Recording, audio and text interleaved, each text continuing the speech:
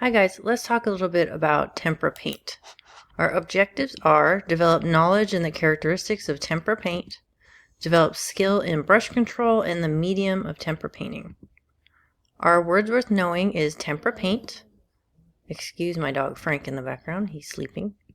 Tempera paint, also known as poster paint, is a water-based semi-opaque paint that is mixed using a chemical binding agent and is non-toxic. So if you painted in elementary school and things like that, you most likely use tempera paint. So a little bit about the history. Variations of tempera paint have been used since the beginning of time. True tempera paint is made from a ground up pigment mixed with an egg binder known as egg tempera.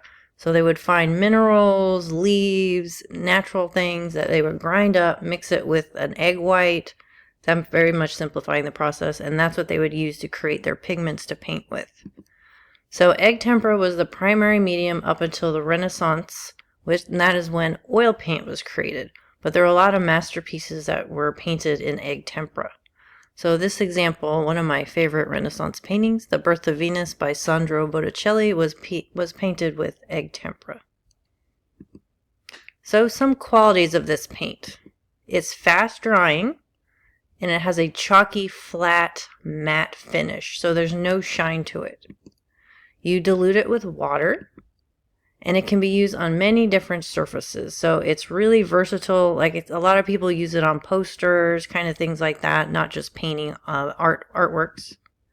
And when it's dry, you can coat it with a gloss finish or a varnish to change the finish and protect it. If you don't do that, over time it tends to get a bit flaky and might come off. So I like to put a varnish over the top.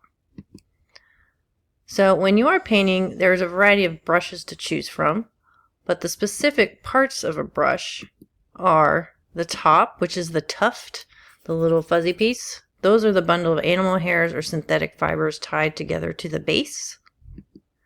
Then next is the ferrule. It is a metal sleeve that surrounds the tuft to protect the tuft and handle from water.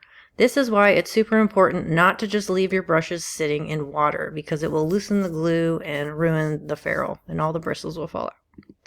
And then last is the handle.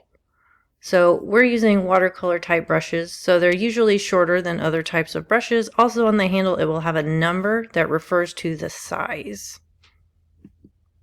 So when you're choosing brushes, they have a variety of different shaped tufts from flat to round to fan, and they're all created in different sizes.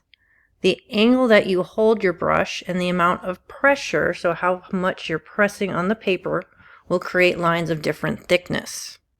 So there's a few basic brush types, the ones we're going to try to use. And they're an angle brush, a filbert brush, a round brush, and a flat brush. So for our project, we're going to majorly use a round and a flat. So for your painting practice, you need to review the tempera paint procedures. We'll do that in class, and I'll also have a resource for you. You need to watch the in-class demo that I do and or the video demo I record on the different tempera techniques. And then you're going to use your sampler sheet to practice the painting techniques using different brushes, so you get a little bit of a handle of how to use the tempera paint before we move on to a bigger project.